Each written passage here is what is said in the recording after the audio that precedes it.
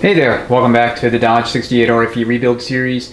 In this video we're going to move through the rest of the sub-assemblies. So that's the 2/4 clutch housing, low reverse housing, and the gear train. So got the remainder of our bearing kit, our sprag, what's left of our paper rubber, some additional bearings that were kind of extra, and then we have our 2/4 clutch housing. So that's what we're going to work on first, and then we will get this all put together and then move to low reverse. So first things first, just do another inspection just to double check and verify that nothing's awry here in terms of damage or scoring or any other defects to any of the sealing surfaces. Okay, if you notice a little bit of scratching there, I mean, like you could see here, somebody had, like, I don't know, either handling marks or trying to put the I guess return plate assembly in place on the piston for the second clutch. Unfortunately that's kind of normal. And then of course here are your feed holes. So when you go to install this housing as well as low reverse, you'll have feed holes. You just need to line them up with those on the case belly. I mean, pretty simple.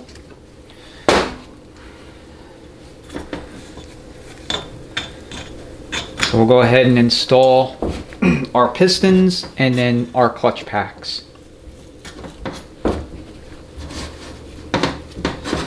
My finger's getting in the way. So if you have never rebuilt one of these transmissions before and you have not rebuilt transmissions in general, plan to spend, I would say at least a week. I would allocate a week to the project, just because there's going to be things that you may encounter that you don't know how to deal with, bumps in the road, hurdles, all the kind of things that come with working on cars. I mean, transmissions unfortunately are no different. So this are new bonded pistons. They come in the dealership deluxe kit, and you can get that kit from anywhere transmission parts are sold: TransStar, Transparts Warehouse, the dealership, obviously.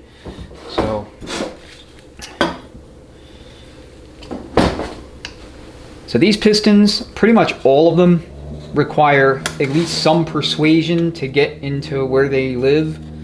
So you just want to be careful.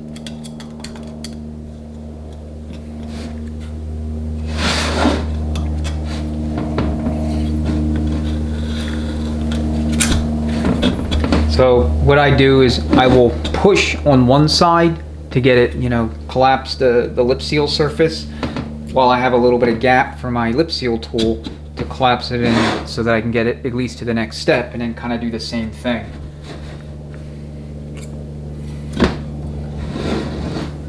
So get it in on one side.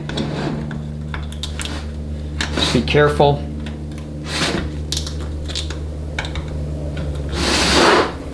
Work it all the way around. Just take your time. It's not a race. One thing that always made me wonder is, has there ever been a transmission rebuilding contest? Like who can put together a particular transmission the fastest? I know years and years ago, when I was a kid, I used to watch a show called like Car Warriors or something like that. And there's a lot of relatively famous folks in the industry on that show, like guys like Ian Russell and a few other guys, and a lot of them came from, I think, Boyd Coddington's hot rod shop.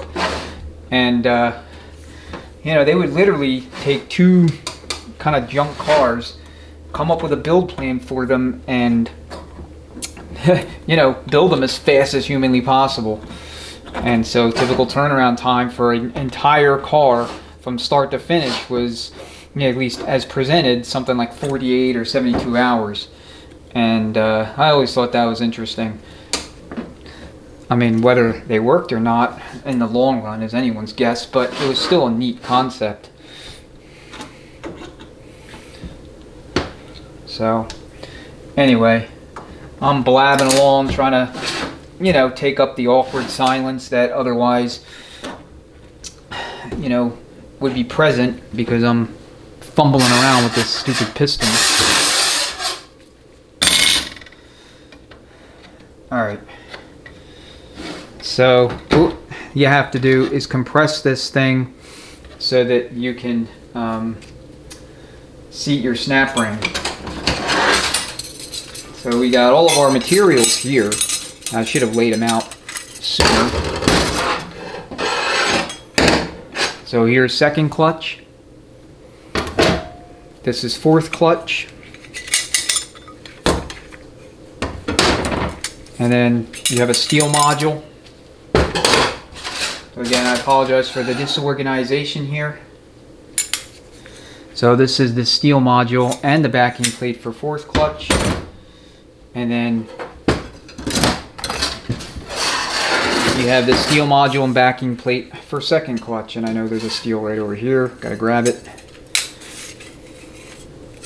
So it's got a little bit of surface rust or something on it. I got rid of that. Get rid of that, I should say. These are brand new steels, but who knows, they might have been sitting in the warehouse for some time. Alright, so now we have our snap rings. And then this is going to be our return spring assembly for fourth clutch.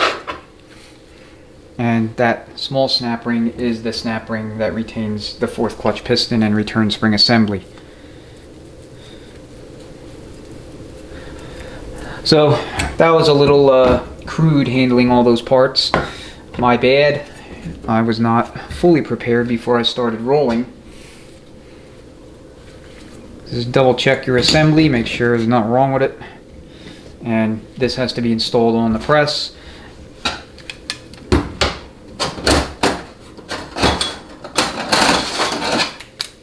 So let's go to the press and get this thing installed. Okay, we have everything chucked up in the press, and you'll notice I have a bearing between the return spring assembly and the three-legged monster here. So that's just to protect it from having the legs kind of distort or bend the spring retainers. So just grab up on it with your snap ring pliers. I like to get it around the back first and then seat it. So as usual, check, make sure it's in the groove, and then relax tension slowly.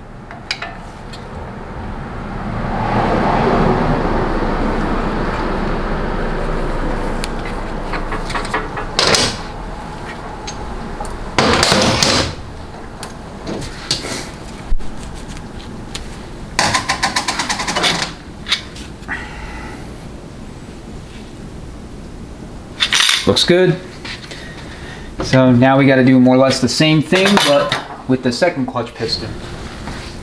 So first things first, you actually want to install the snap ring over top the cushion plate, and that's because once you have everything in position, this needs to be present like right there above the grooves so that you can just, punch it into the groove once you collapse this, return plate away so that the snap ring groove is exposed. So you're gonna have to be careful. So just do the best you can not to mar up the housing.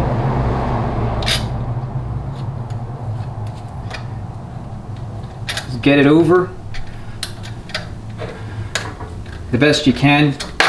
And again, that one side that you start with is going to want to, kind of move just like this, and that's what you don't want. So this is what I have. Don't get me wrong, they make special tools to compress these things. I don't have them, so I'm not using them.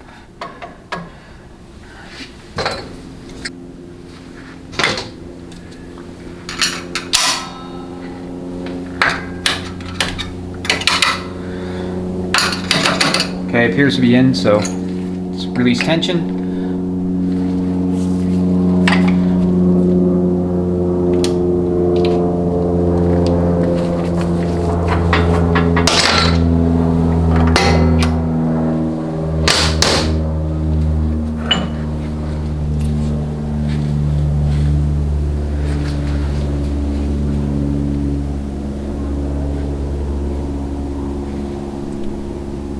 Alright, let's go back to the bench.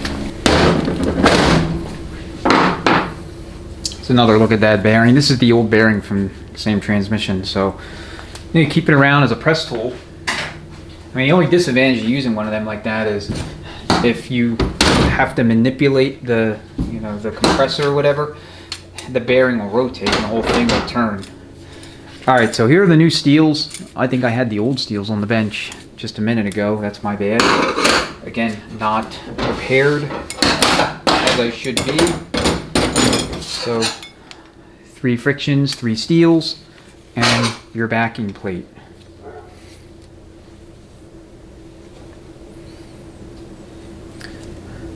And I think this side faced up.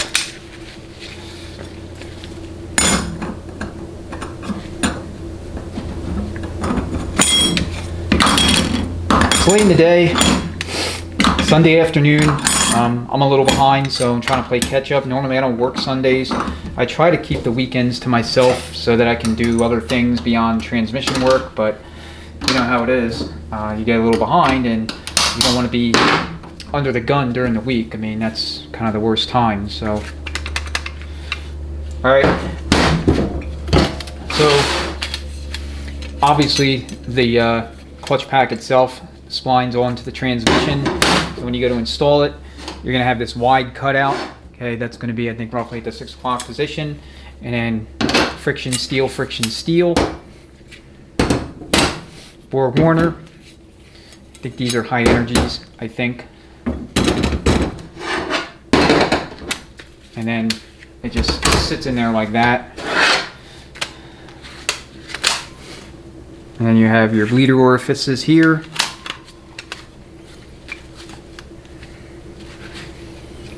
And then your apply circuitry. So the 4th clutch is retained in the housing, so you can check it.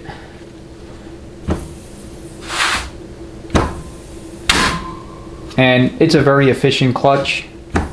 I mean, you don't really hear any hissing. This is 2nd clutch. You can check it, but you got to be real careful. You just want to make sure it moves. Okay. If you go too far, it'll pop the snap ring out and possibly destroy the piston. So just be real careful when you do that.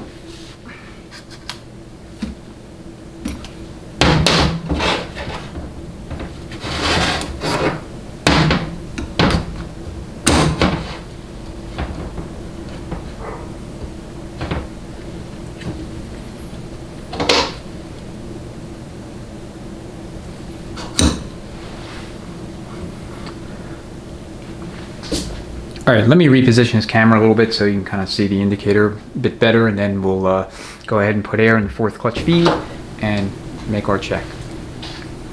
So the ATSG manual calls for between 30 and 55 thousandths in this clutch. So that's what we're going to manage to. So far so good with clearances with respect to this build. No issues thus far encountered.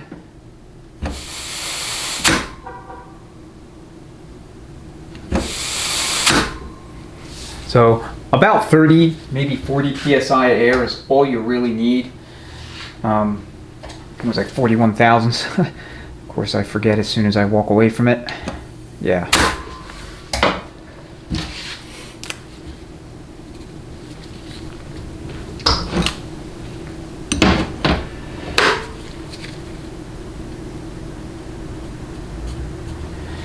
$41 thou.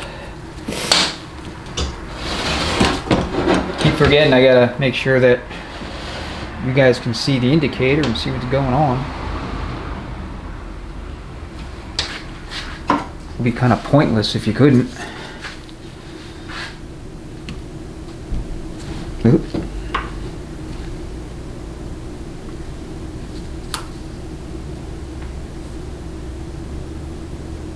Okay, that's at 5 thousandths. So 35 thousandths would be the measurement.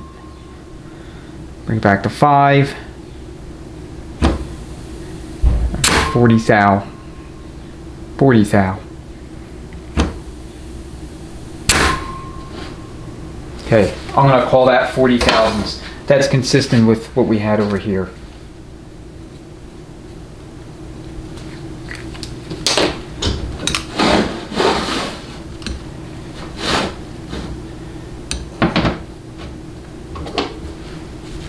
And the problem with this bench when it comes to doing clearance checks is that it's very flexible, so throws the readings off a little bit. I mean, you can obviously compensate for that, you just need to know to do it. Alright, I'm on the other side of the camera now. Let's see if I can get up in here because we got parts kind of in the way that you can see on the right side. Alright.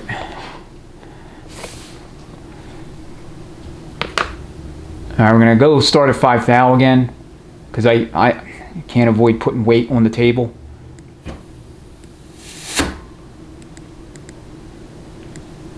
Alright, back to 5 thou.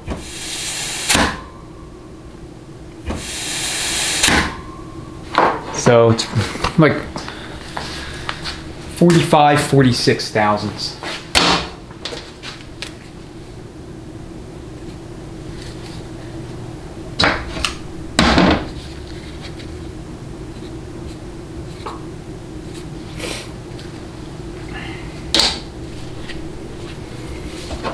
So here, this is probably going to be much higher. In fact, I'm not even going to measure it because I know it will be. We have 3 measurements. Let's call it 42 thousandths of an inch clearance. I mean, it's well within the specified range, so I'm not going to quibble over anything. All right, now the 2/4 clutch housing is done.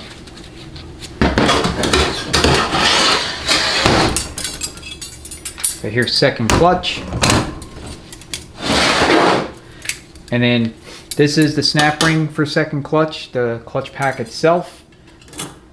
And then this is the snap ring for the housing. And you'll notice it's beveled, so the beveled side faces out or faces you when you go to install it. And I may have repeated myself, but if you didn't know by now, now you do. Okay, let's go ahead and move to the low reverse housing.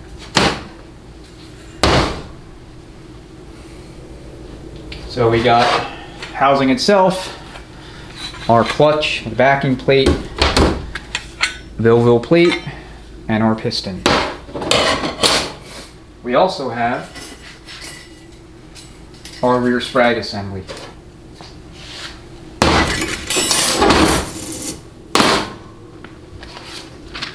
With our new sprag element.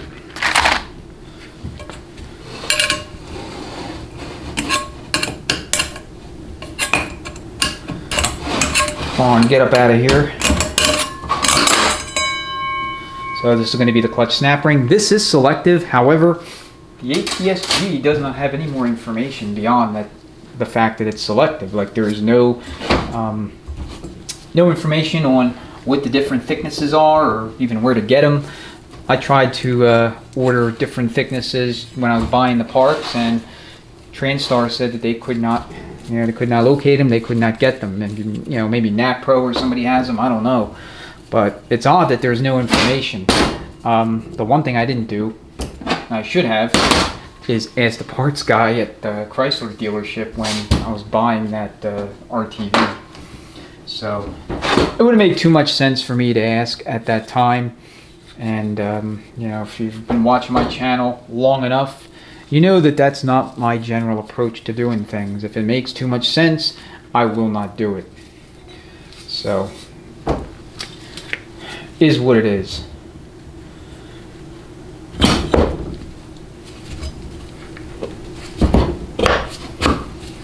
Alright, that requires no lip seal. Alright, so your Belleville plate is going to install like this. You want the teeth kind of sloping from top to bottom, inside to out. Just like that. And then you got to reach into your paper rubber seals, O-rings, and such kit and grab the 2 new clamshell style retainers. So that's what you're going to use. These are very common to see on ZF units, so ZF5, ZF6, and so forth. Went into the BMWs and I think Jaguars and some other European makes and models. If you're not sure or you're not already aware, These transmissions, along with their Ford and GM counterparts, are all based on the ZF6 HP26 and produced under license by the 3 respective American manufacturers, under license from ZF. And so they kind of coalesced around a more, I guess, common platform to streamline production, reduce costs, and at the same time, you try to shore up the supply chain, mitigate risk, etc. And I think it was overall a good move to do. However, I will say that the GM 6Ls, the 6L 45, 50, 80, and 90, in my estimation, and I believe this is correct, if you know different, please let me know in the comments, but I believe the true hereditary ancestor of that family of transmissions is not the ZF6 HP26. It's actually the GM 5L40E that went into the E46 3 Series BMWs. Again, I could be wrong about that. You feel free to let me know, but if you have if you ever worked on a 5L40E, excuse me, and something's getting caught in my throat, and you've had one apart, you'll know that the architectural and component layout is eerily similar to that of the GM 6-speed. So your 6L 80 and 90 would be the equivalent units to these transmissions, 545 and 68 RFE. All right, let's go ahead and put together the sprag. We'll put this drum over here for a second, and then we'll go to the press, install the clamshell retainers, and then put everything together, and then we'll be done with the clutch housings.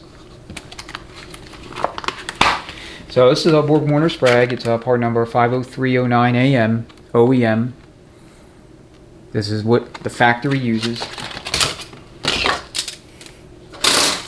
So it's going to come with 2 thrust plates, 2 cover plates or retainers, and of course the sprag element itself, which is plastic, or at least the housing is plastic. It's a traditional dog bone style sprag. And I have the old retainers in here, which we're not going to use. I think that this sprag was replaced by the previous builder. I could be wrong, but those thrust plates look like they're in pretty good shape. Now, what I've noticed is the retainers and thrust plates were applicable for transmissions that have these sprags, GM, Ford, and Dodge. They kind of change over the years, and you can pretty much tell if one of these has been replaced based on the color or appearance of these parts. So for a period of time, let's just say 3 or 4 or 5 years, production elements or components will look just like this, and then they'll change colors.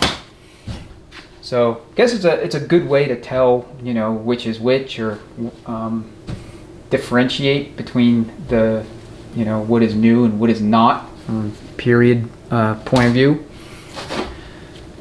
All right, so check your outer race, and then it's a good idea to take some 400 grit sandpaper and just work it over. And then for your inner race, you don't want to do that. You want this to be mirrory smooth. And this looks good to me. All right, let me grab some sandpaper and then we'll work this over.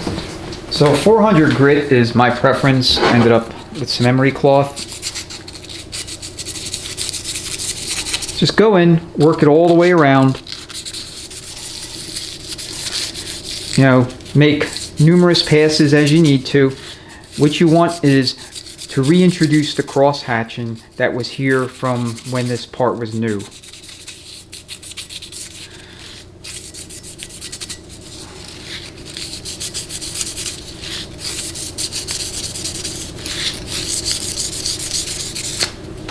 All right, just wipe it down.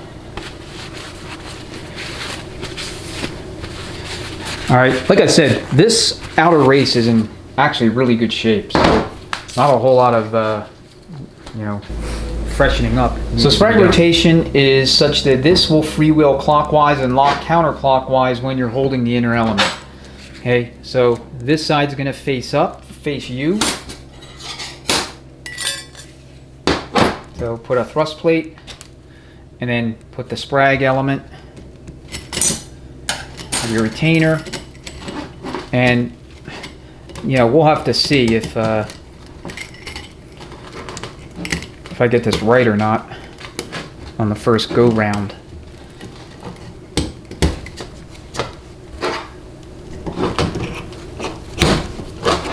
So this has to freewheel clockwise. And what does it do? It freewheels counterclockwise. Alright.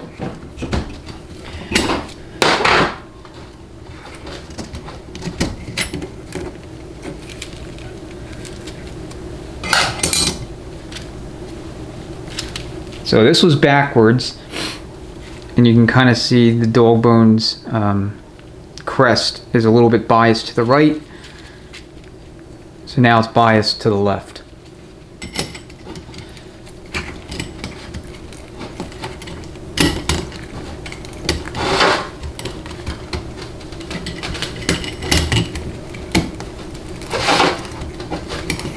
And it's easy to get it cocked sideways. You just want to be careful. In fact, I'm in too far on one side. There we go.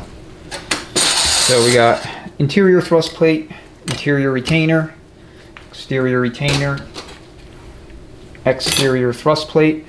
So first we have our race. This recessed side faces you.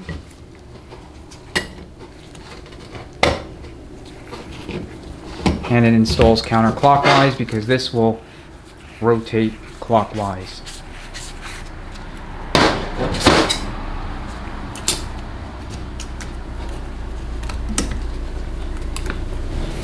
Alright, now our snap ring.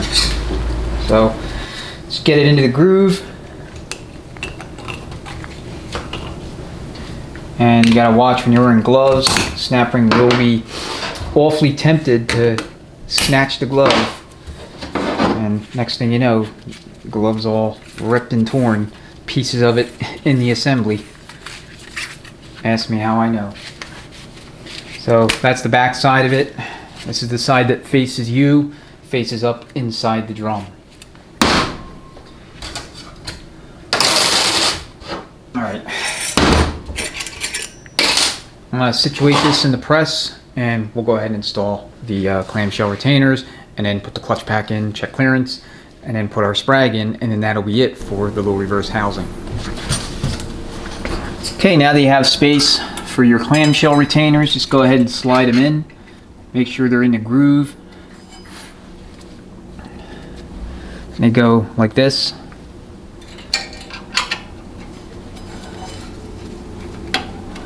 Looks like I may need to compress this spring a little bit more, a little bit further.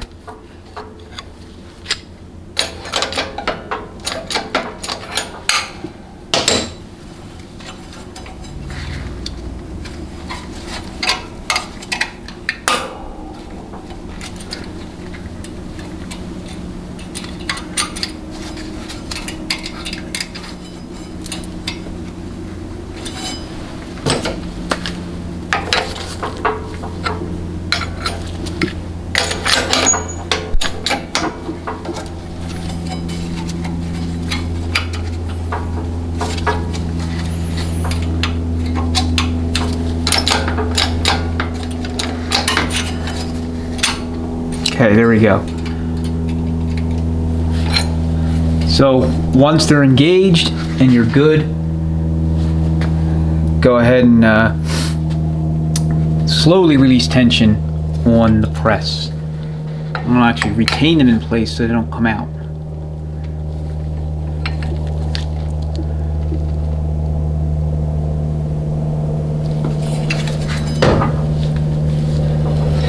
Just get your fingers out of the way. Not gonna lie, that was kind of dangerous.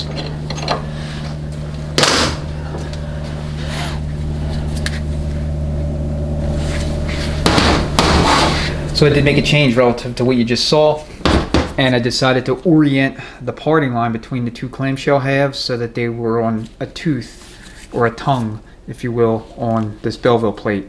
The reason I did that is that's how it appears in the ATSG manual.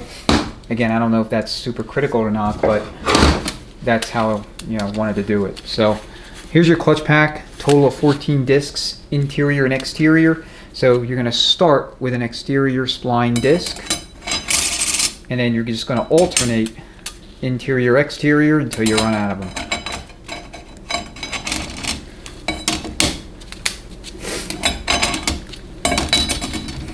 And then we're going to work the clutch so we can measure our clearance.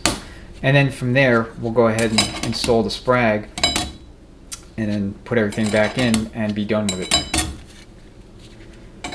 So you will finish with an interior splined clutch plate, and then your backing plate goes with the recess facing you. All right, let's grab up our selective snap ring.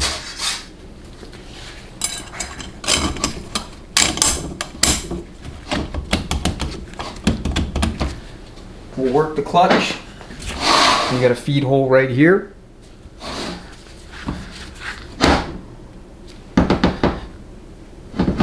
So, go ahead and work it.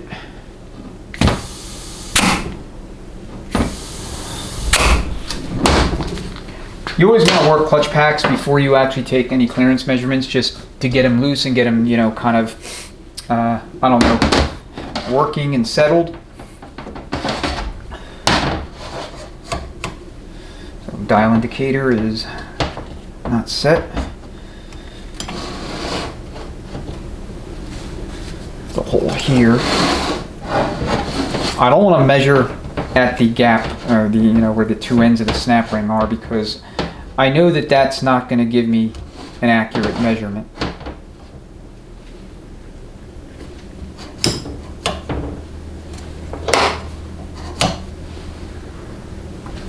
All right.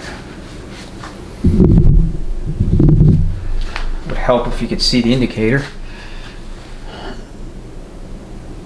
All right, we're at 0. Clearance needs to be somewhere between 46 and 82 thousandths for this clutch pack. Now we're a little tight.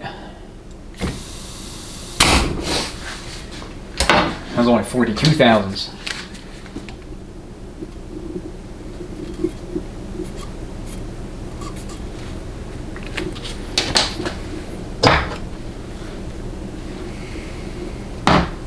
I'm just going the opposite side. Where's the hole? It's over here.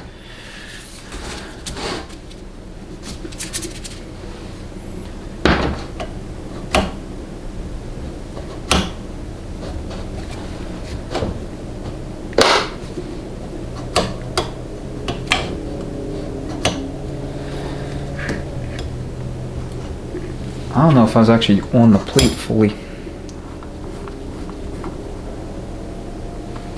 Alright, let's try it again.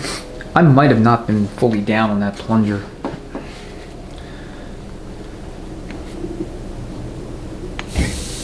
Alright, that's a little better. See, 64 thousandths. 63 if it's not returning to 0. 65. Call it 64. All that's much better than my initial measurement. Because like I said, I don't know where the hell you can get these other snap rings. They're like not available.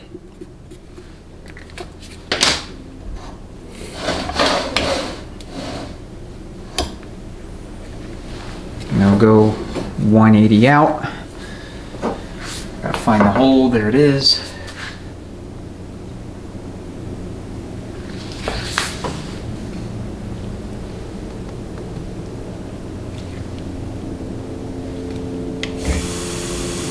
And 60 thou. 62 thou. Split the difference, call it 61 thou there. So 64, 61. Add that up, divide by 2, give you like 62. So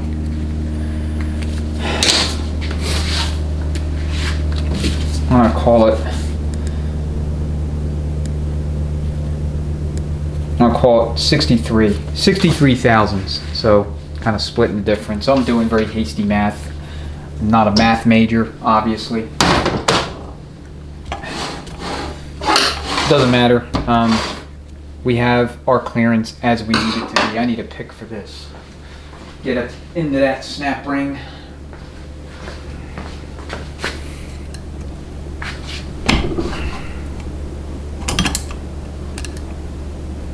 Come on. Making an ass out of me.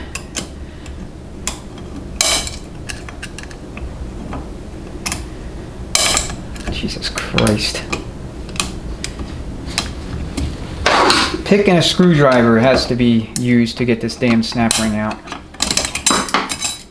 And that's because I don't know what I'm doing. It's late in the day. Yeah, it's not, you know, a problem with the drum or the snap ring or anything else that I might be tempted to blame. Alright, so very important. You have a wide spline here with a lube hole in it. See that? Okay, you have to line up the female spline in the sprag with the male spline there on your drum.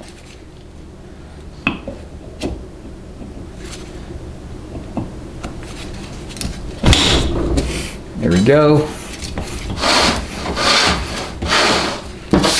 Now we can install the clutch pack for the final time. And it is about 20 minutes past quitting time. So that makes it 5:20 Pacific.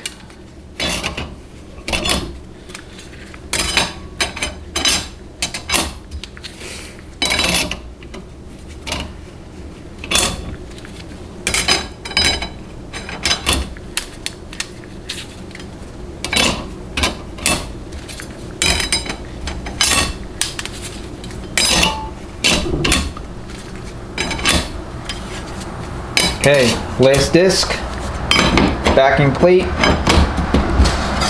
and snap ring.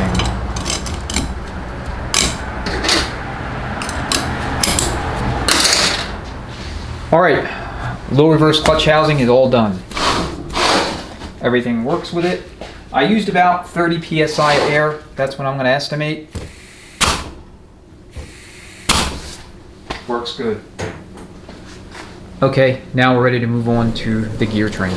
So here are all the parts that are going to go back together in the rear gear set. So you have your input carrier and your output shaft, input sun gear, along with your reverse carrier and your ring gear basket. We also have the snap ring and then the replacement bearings that go in this whole assembly.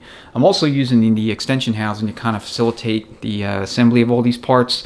It'll allow me to kind of, between that and the hole in the bench, allow me to place the ring gear over top, ring gear basket, and then lower the input carrier output shaft assembly so that it kind of nests into that basket, and then we will drop the reverse carrier in over top of it and install the snap ring. And during the process we'll make sure we place our bearings where they need to go.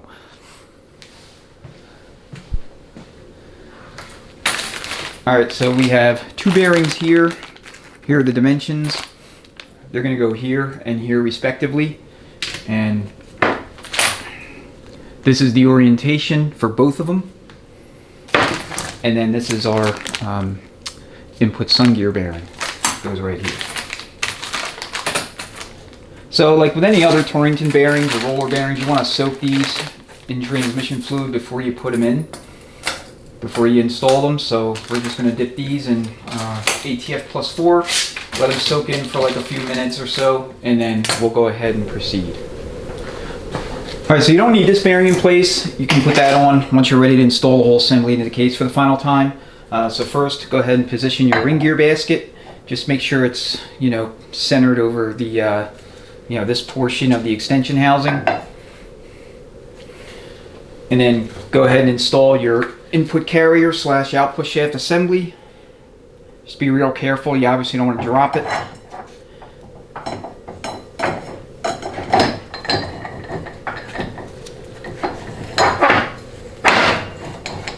Alright.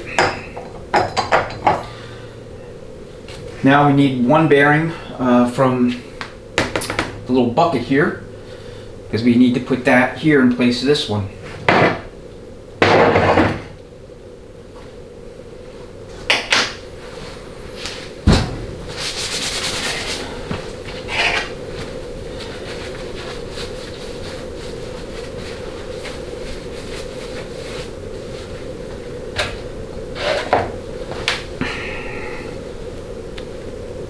Have a little bit of assembly lube to just hold it. Okay, and the tabs will face up.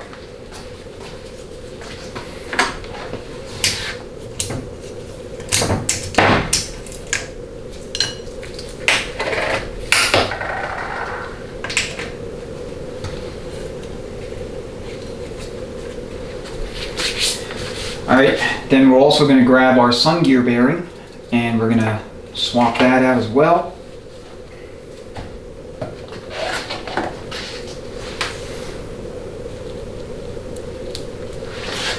Okay, same deal, the tabs face up or face you, and then just go ahead and carefully lower it into the planetary carrier.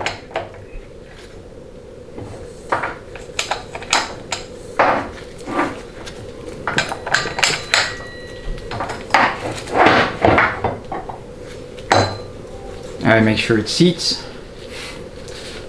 That was a little sloppy, but I think you get the idea. And then now, go ahead with your reverse carrier. Alright, and you may have to hold up the ring gear basket just a little bit to get the snap ring groove 100% accessible.